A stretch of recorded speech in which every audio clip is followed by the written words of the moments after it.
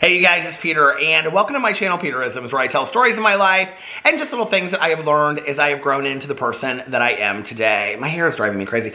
I took a shower, and then I immediately got out and just put my hat on. Yesterday, it was like, if you watch my vlog, my sideburns were like basically wings. Anyway, today we're all just like laid back over here, drinking some water, having a good time. Aren't we, Tucker? Tucker's over here. Come on, Tucker. Come on, be in the video. He said, I want to be in the video, Dad. You want to be, oh, he wants some pats. He said, Dad, he goes, will you pat me a little bit? And here's Boo Radley over here. We're all just having a good day, aren't we? Boo Radley said, is it nap time yet? He just loves his nap time. Oh, isn't that so sweet? You want to say hi to everybody? He said, is this a treat video, Dad? Oh, look at Tucker's ears. No, we're going to do some readings, okay? So everybody get comfy, and we're going to do some readings. So I only brought 3 meditation books today. I brought Healing After Loss, Daily Meditations for Working Through Grief by Martha Whitmore Hickman. And the reason I brought this book is, I was talking to a friend of mine earlier who is going through a grieving process, having lost a parent. And we got into this long conversation. And, you know, I think I don't talk enough about grief over here as I should. I think grief is such a weird thing to go through. You know, it's like, we talk about the 5 stages of grief, which I feel like are appropriate, but not exactly for every person, the way that they're detailed when they're explained to you or you study them in a class. Like, you know, I took a class on, what was the class called? I can't remember. Living in Loss or something. I don't know. It was a sociology class. And we talked about the 5 stages of grief. And then, of course, you know, when I got my master's degree, I learned about the 5 stages of grief and, you know, read Elizabeth Kubler-Ross and things like that. But I don't think we talk enough about the grieving process and the idea of like anger and hurt feelings. Like anger is such a huge part, and it's irrational anger sometimes too. You know, I was telling my friend today, like when my mom passed away, I was like angry at God. Like I was like, God, why would you do this? Like, and I know that that's like so irrational, but like at the same time, it like made sense to me. Like that emotion made sense to me. And I felt lost and I felt confused and I was so numb for so long, you know? And I was telling my friend today on the phone, I said, no matter what you're feeling or your emotion is in your grief process, when I say move through it, okay? Because I talk a lot on here about how a friend of mine explained to me one time when I said to her, you know, like people tell me that you need to move on, you need to move on. She said, no, we don't ever move on. We move. I think this whole video is going to end up being about this. I just kind of decided. So anyway, she said, no, we never move on. We move through it. And she said, you know, like for these people that meant, or pets or whatever, you know, that meant so much to us, like we're going to carry their memories with us forever through life. So you don't move on. It's not like get over it, move on. Which I think a lot of people sometimes when we are stuck in a grief process, like our friends and family don't really know what to do with us. So their attitude to some degree is move on from it, right? Because they don't really know what to tell us because there is no rule book on how to get through grieving. It's like one of the hardest things we're ever going to go through, you know, if not the hardest thing. And, you know, I think that when I realized that this whole action of moving through meant, allowing myself to feel my emotions and my feelings whenever they would come up, you know? If I was driving by the side of the road, or if I was, you know, driving and some song came on that reminded me of my mom, I'd pull over, you know? If I was in the middle of a meeting and somebody said something, I just would lose it, you know? And it was okay. I could step out of situations and walk away for 5 minutes and pull myself together, but I would like let myself really feel it in that moment. The other thing was, you know, like talking to people about their experiences as well and sharing my experience and saying, I'm really missing my mom. I'm really hurting right now, you know, and just allowing myself to feel it. I think that, you know, my husband posted this article the other day on his Facebook, and it was why losing pets is sometimes even harder than losing people in our lives. And, you know, like, it's weird having lost Pee-Pee. I mean, Pee-Pee was literally the best friend I've ever had in my entire life. And he was by my side, like, you know, every day, all day long. And for some reason, you know, I have moments where I get really, really sad. I think I've had a lot of acceptance in it as well, and trying to just be the best dad for Boo and Tucker that I can be. But I obviously am going to still have moments of great sadness. I don't even know what it was. Last night I was laying in bed and it was, well, last night, this morning. My sleep schedule is all over the place. But it was this morning, and it was like right before I was going to bed, and I just missed him so hard, like so hard. Like that actually is how I would explain it. Like it was so deep and so hard how I missed him. I just was like, I would do anything to see him again. Like I would literally do anything to see him again, you know? And I just was almost crying myself to sleep. And that's okay, you know?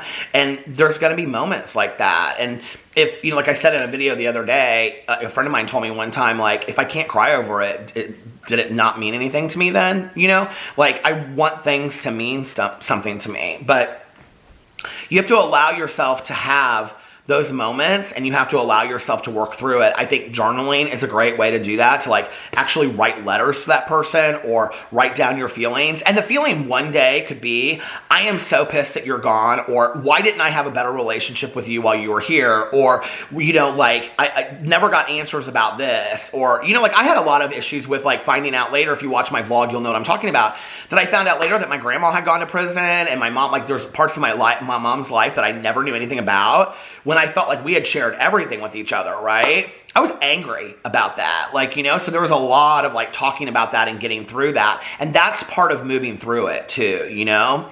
I think like when it's grief with a pet, you're probably not going to have as many issues like that where you like want to, you know, you could write a letter and be like, I miss you so much, and these are the things I miss about you and whatever.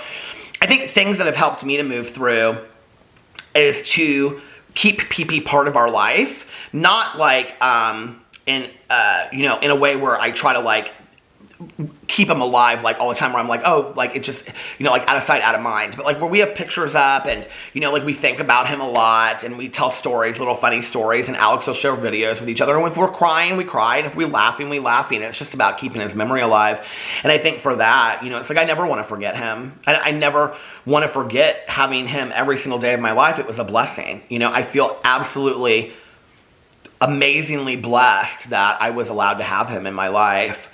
And but I think sometimes moving through it means we have to feel the hard feelings. Move on, I think sometimes means we're supposed to like hop, skip, and jump, you know, to like the next feeling. Like we're feeling this way, and then it's like, forget all the, no, you have to go through these feelings. You have to go through the emotions. And I think that's why when they talk about the stages of grief, they talk about the stages of grief, right? You're gonna go from this stage to the next, or phases, this phase to the next, right? Or if it's a level system, from this level to the next. You're not gonna just, or steps, you're not gonna just go, I'm going to work a first step, and then I'm going to work an 8th step. No, that's not how it works. You work, you know, from the, you know, phase to the phase, or whatever, you know, the stage to stage of the grief things. You have to. And you have to feel all of those things to some degree, you know. I thought for a long time, you know, they've added the stage bargaining, and I thought for a long time that I didn't really ever do that. I'd be like, that's kind of like an emotion that I didn't relate to. But that is not true. That is not true at all. And I look back, and especially, you know, towards the end with Pee-Pee and with my mom, like there was a lot of bargaining. And I think that, you know, one of the things that we don't often talk about is, especially when we're dealing with terminal illnesses or things like that, which I dealt with my mom, you know, and with Pee-Pee having heart disease and kidney disease, is that you do a lot of your grieving before the person or the pet or whatever even passes away. You know, and I definitely did a lot of bargaining, like, please, I will do anything, you know, kind of thing. You know, what they call it, 12th hour prayers to God, kind of like, I will do literally anything, you know, and I think that there's also a letting go in that you go through, that at some point you're just like, okay, I have to let go, you know, and just realize that there's a God and I'm not it. If you're a spiritual person, you know, and that's how it is for me, you know, whatever your belief is in a higher power. But for me, I call that God, even though it's not a religious God. But, you know, for me, I think about that. There's a God and I'm not it. You know what I mean? And I have to tell you, like, this is going to sound crazy, but as far as pets, I watched this video on YouTube, and this was real. I watched so many videos of pet psychics on YouTube, of pets on the other side, and I know it sounds stupid, but that was when we were in Mexico, and it really helped me at night. You know, Alex would go to bed, and I'd be like up, and I'd just be like, you know, missing Pee-Pee so bad, and I would watch these videos. And I remember I watched this one video about grieving the loss of a pet. And one of the things that this woman said in there was, you have to realize that for pets, they're like, even though pets have souls and personalities and whatever, their thinking is much different than ours. So, you know, they're not thinking about like how we think about like our own mortality or, you know, like somebody dying. Like they only think about like, I don't want to feel this way anymore, right? So for them, it's the end to pain. And, you know, I remember watching all these videos and I don't know, it just was like, I could look at it then and say like, well, I don't want anybody. I mean, I was talking to my friend about that today. It's like, I didn't want my mom to suffer. You know, I didn't want Pee-Pee to suffer. I didn't want my aunt to suffer anymore. You know, at the very end, when she was in hospice, you know, I definitely didn't want my uncle to suffer. He had suffered so much. You know, all the people that I've lost in my life, I didn't want them to suffer anymore. You know, why would we want that? And I think sometimes guilt can feel very selfish because it's like, we still want them here. But if we were honest with ourselves, like, at what expense? Would we want them here under our conditions, like healthy, being able to do stuff every day? Because that wouldn't necessarily be the case, right? Like if my mom was here, she wouldn't be healthy. You know, I was told that, you know, like she would be in an assisted living program. She probably would not be able to see, eat on her own, hear, walk, any of those kinds of things. And, you know, I think sometimes grief is selfish because we want that person back here just because we want it, because we miss them, right? But in reality, would you really want that person or that thing to still be in pain? I don't think I would. You know, I think that is selfish. So anyway, let's read this meditation really quick from the Healing After Loss Daily Meditations for Working Through Grief. If you guys would like me to talk more about grief on here, I'll talk about it. It's something I talk about a lot with my friends because I feel like I had a very normal but peculiar experience, if that makes sense. Like I feel mine was very unique, but I've got to cut my sideburns. I've got to figure out how to do this. It's just like, it's driving me crazy. But I feel like I had a unique experience because I think everybody's experience with grieving is unique. I think it's completely unique to that person at the time that you lost them, what you were going through, what your relationship was like with them. I think every experience is completely different, you know? So anyway, let's go in here. It is April 25th today. I haven't even looked at this, so it'd be funny if this has something to do with that. I mean, the whole book is about grieving, so. Faith consists in believing when it is beyond the power of reason to believe. It is not enough that a thing be possible for it to be believed. Voltaire. In contrast to the suggestion that faith is believing what you know ain't so, perhaps faith is believing what there's no way of knowing, whether it's so or not. It's not a matter of faith to believe that if you mix red with blue, you'll get purple, or that 1 and 1 makes 2. In our extremity of wanting to know for sure that our loved one understood us, forgave us, is happily in heaven, watches over us, we can fill in our own. There is no way to know. What is at issue is whether God, the universe, is to be trusted. That too is a matter of faith. And from it come all manner and subsidiary questions. A man well schooled in theology and life says that his answer to these questions of afterlife is that whatever wonderful scenario we can imagine for life after death, God's gifts will be infinitely greater and surprising.